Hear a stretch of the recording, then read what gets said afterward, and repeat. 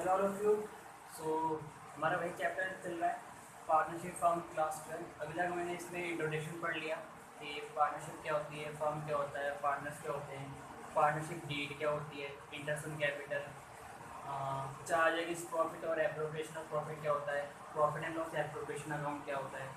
हमने partnership deed के कुछ MCQs भी करा। मेरी प्ले लिस्ट में जाकर, प्ले लिस्ट का नाम पार्टनरशिप फर्म क्लास 12 है, वहाँ पे जाकर आप मेरी प्रीवियस वीडियोस पे देख सकते हैं, पूरी डिटेल मिल जाएगी आपको।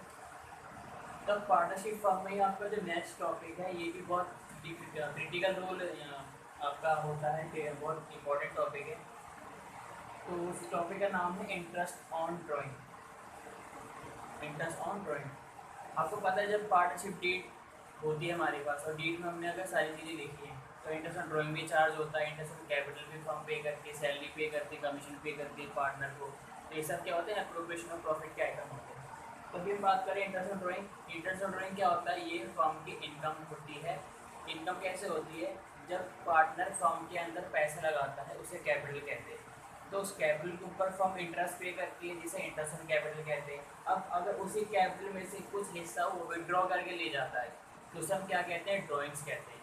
तो उस ड्राइंग के ऊपर फर्म इंटरेस्ट भी चार्ज करती है। पैसा लगाओगे तो इंटरेस्ट मिलेगा पार्टनर को, और अगर पैसा वापस लेके जाओगे तो उस पर आपका इंटरेस्ट चार्ज होगा। ठीक है, तो ये फर्म की इनकम होती है इंटरेस्ट ऑन ड्राइंग। अब बात करते हैं कि जो पार्टनर्स होते हैं ड्राइंग जो करते हैं काफ़ी तरीके से कर सकते हैं और करते भी हैं। पहला क्या हो सकता है कि वो इक्वल अमाउंट लेके जाते हैं हर बार, कि पूरे साल को हज़ार जितनी बार भी ले गए ड्राइंग करके हज़ार रुपये लेके गए, 3 बार 4 बार 5 बार 6 बार। और कई बार क्या होता है, अनइक्वल अमाउंट होता है कि भाई पहली बार 1000 रुपये ले गए, अगली बारी 1500, फिर 500, फिर 2500, फिर 3500। तो यहाँ पे क्या अमाउंट अनइक्वल है। तो इसके दो केसेस बन जाते हैं। एक इक्वल अमाउंट का केस होता है कि वो इक्वल अमाउंट ही लेके जा रहे हैं हर बारी, और एक होता है अनइक्वल अमाउंट जिसमें वो अलग अलग अमाउंट लेके जाते हैं। यहाँ पे जो ड्राइंग की अमाउंट होती है वो सेम नहीं होती है, अनइक्वल होती है। तो पहले इक्वल अमाउंट की बात करते हैं। अच्छा, जो इंटरेस्ट ऑन ड्राइंग का रेट होगा कि किस रेट पे चार्ज होगा इंटरेस्ट, उससे हमें कोई मतलब नहीं है। हमें क्या निकालना है कि हम कितने मंथ का उस पर इंटरेस्ट लगाएंगे, क्योंकि जो रेट होगा ना आपको पर एनम पे गिवन होगा। बट आपको यहाँ पे क्या है कि एवरेज पीरियड निकालना पड़ेगा कि कितने मंथ का हमें इस पर ड्राइंग चार्ज करना है। तो इसमें भी केसेस बन जाते हैं इक्वल अमाउंट में, मंथली, हाफ ईयरली और क्वार्टरली। जो पार्टनर है, पहले मंथली समझते हैं। पार्टनर हर महीने के स्टार्ट, हर महीने 1000 रुपये लेके जाता है। हर महीने पार्टनर 1000 रुपये लेके जाता है तो मंथली बन गया। यानी एक साल में कितने पैसे लेके जाएगा, 1000 इंटू 12, 12,000। तो ये किसका केस बन गया, मंथली का केस बन गया। अब मंथली के केस में क्या होता है, वो हर महीने के स्टार्ट में लेके जाता है, तो बिगनिंग ऑफ द मंथ हो गया कि 1000 रुपये लेके जा रहा है पर हर महीने के बिगनिंग में लेके जा रहा है, स्टार्टिंग ऑफ मंथ। ये भी केस बन सकता है, बनता है। दूसरा, हर महीने के मिड में लेके जा रहा है, यानी 15-16 तारीख को हर महीने ले जाता है। मंथली का केस है लेकिन मिड में लेके जाता है, हर महीने की 15 तारीख को या 16 तारीख को। और एक होता है एंड, यानी एंड ऑफ द मंथ, हर महीने लेके जा रहा है बट हर महीने के एंड में लेके जाता है। तो इस केस में एवरेज पीरियड हम क्या लेंगे इंटरेस्ट चार्ज करने के लिए, क्योंकि रेट तो पर एनम का है, पूरे साल का इंटरेस्ट नहीं लगेगा। तो अभी मंथली में कैसे निकालेंगे हम एवरेज पीरियड।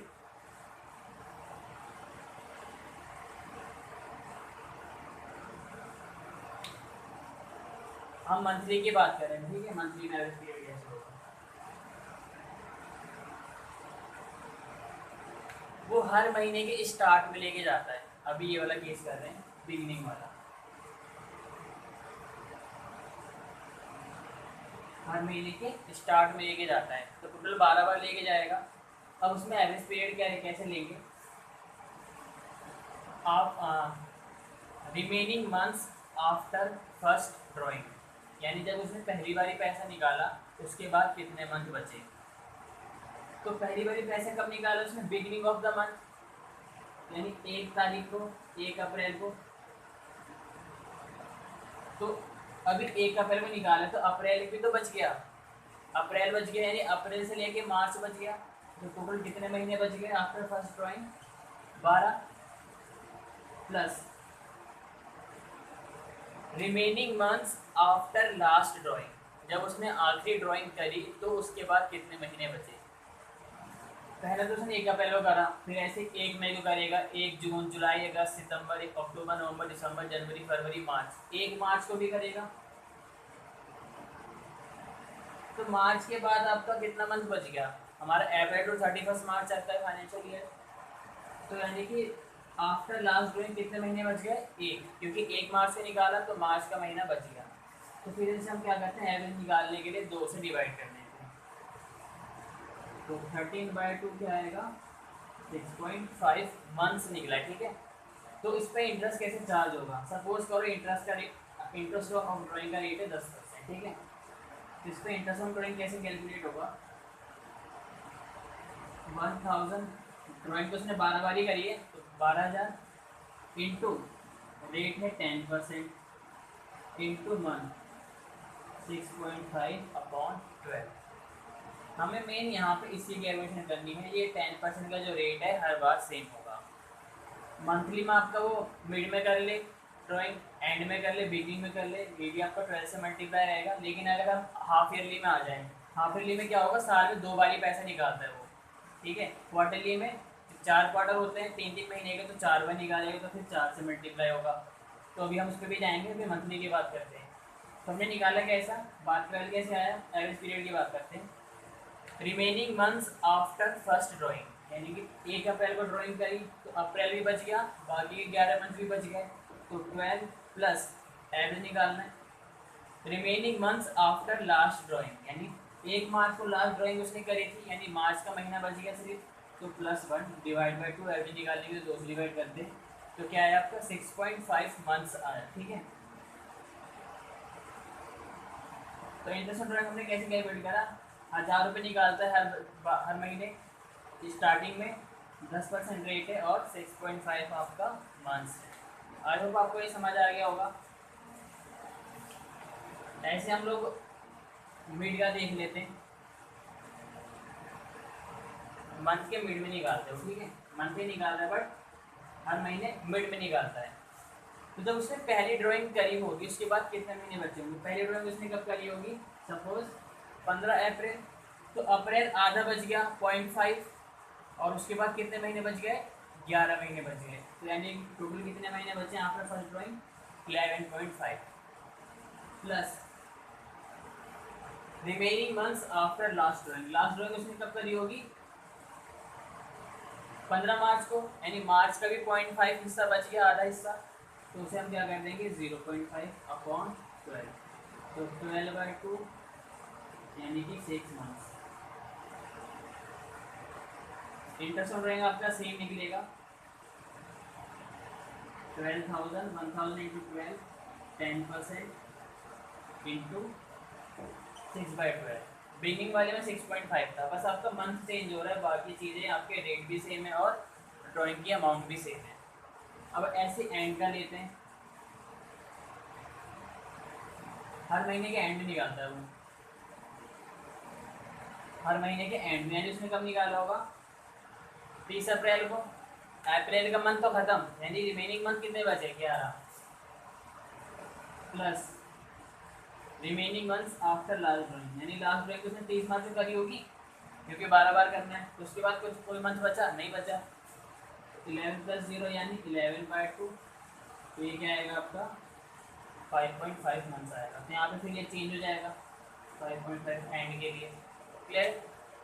तो आपको मंथली वाला समझ आ गया कैसे हम लोग एवरेज पीरियड कैलकुलेट करते हैं और उस पर इंटरेस्ट निकालते हैं, इंटरेस्ट ऑन ड्राइंग।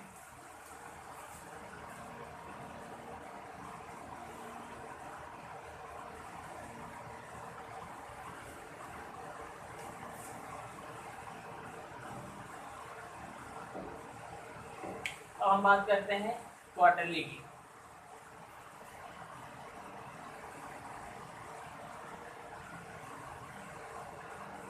क्वार्टरली में पहले हम लोग बिगनिंग का लेते हैं।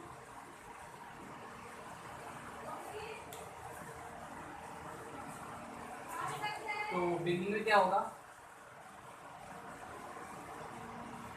क्वार्टरली निकाल रहा है तो कब निकालेगा?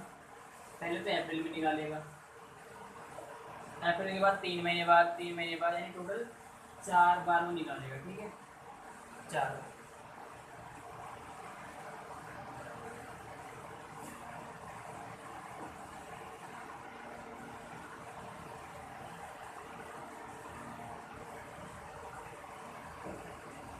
तो टोटल 4 मंथ ऐसे निकलेंगे, पहला अप्रैल को, फिर 3 महीने बाद जुलाई को, फिर 3 महीने बाद अक्टूबर को, फिर 3 महीने बाद जनवरी को। तो स्टार्टिंग ऑफ मंथ निकाल रहा है, ठीक है, बिगनिंग ऑफ मंथ क्वार्टरली। तो 1 अप्रैल को निकाल रहा होगा, 1 अप्रैल के बाद कितने महीने बच रहे हैं? टोटल आपके यहाँ पे 12 महीने बच रहे हैं, प्लस अगली ट्रांजेक्शन उसने कब करी होगी? 1 जनवरी को, 4 बजे तो निकालेगा, पहले अप्रैल में, फिर 1 जुलाई, फिर 1 अक्टूबर, फिर 1 जनवरी। 1 जनवरी के बाद कितने महीने बचे? 3 महीने, जनवरी फरवरी मार्च। तो 15/2 क्या होगा आपका? 7.5। यहाँ पे इंटरेस्ट करेंगे कैसे कैलकुलेट होगा? 1000 ही निकाल रहा है, इक्वल अमाउंट का केस में हम लोग कर रहे हैं, ठीक है। 4 bar into 10% into 7.5 upon 12। Quarterly में आपकी ये चीज़ें सेम होंगी, बस आपका एवरेज पीरियड चेंज होता जाएगा। ऐसे हम लोग एंड का ले लेते हैं।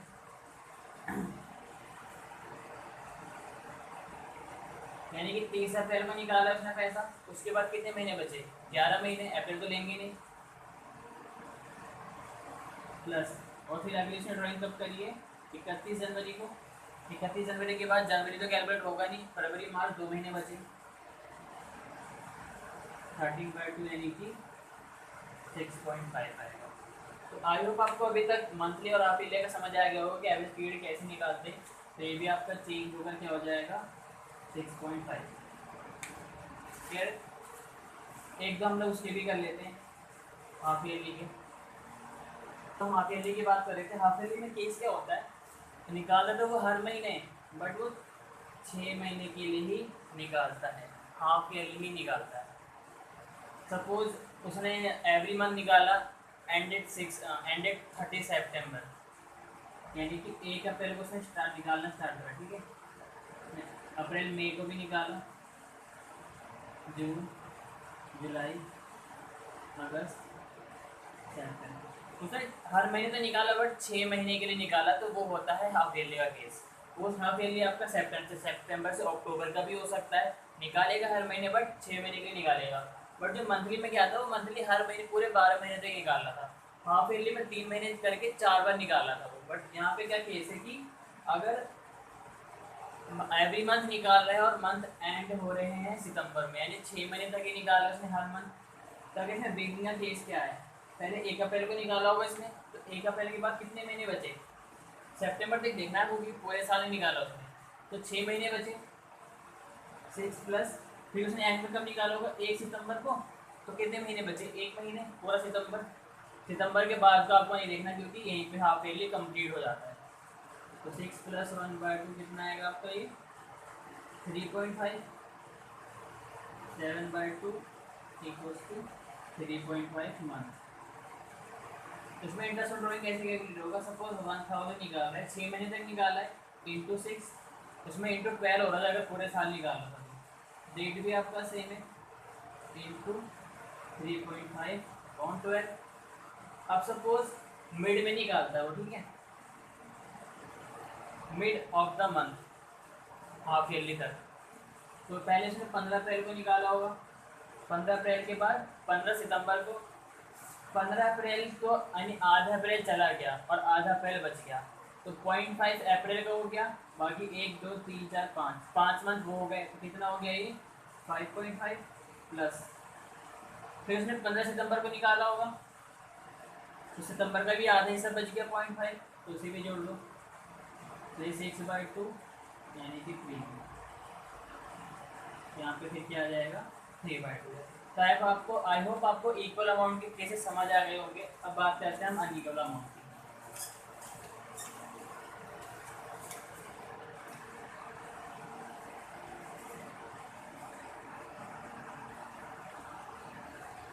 तो हम अनइक्वल अमाउंट अपनी नेक्स्ट वीडियो में डिस्कस करेंगे, अभी पहले हम इसको पूरा कंप्लीट कर लेते हैं इक्वल अमाउंट में। अच्छा, एक चीज़ मैं आप लोगों को बता दूं, अगर किसी क्वेश्चन में हमें बस इतना पता है कि उसने पूरे साल में,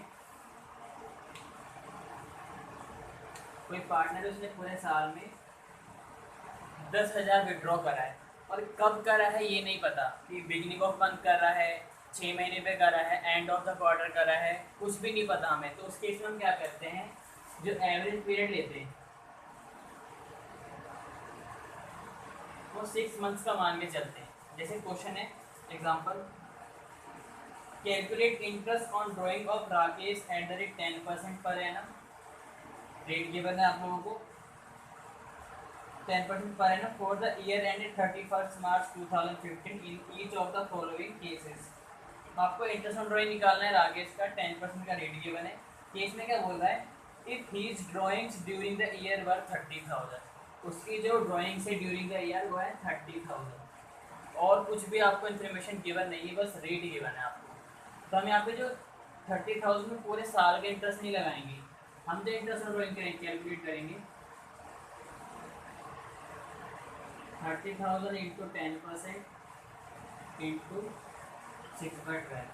तो आपका क्लियर हो गया होगा कि कभी भी अगर हमें सिर्फ अमाउंट गिवन है कि पूरे ड्यूरिंग द ईयर पूरे साल उसने इतनी अमाउंट की ड्राइंग्स करी है, तो 6 महीने के एवरेज बेस लेके चलते हैं हम लोग इंटरेस्ट ऑन ड्राइंग कैलकुलेट करने के लिए। ये कुछ एक्स्ट्रा केसेस होते हैं।